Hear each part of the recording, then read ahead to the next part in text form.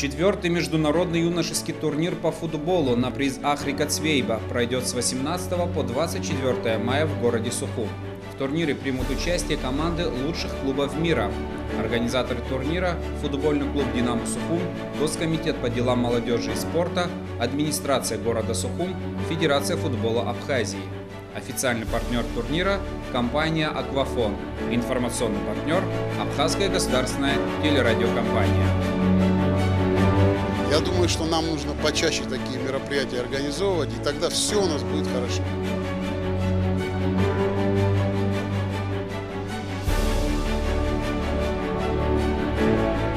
Мы получаем большой опыт, играя с командами такого уровня.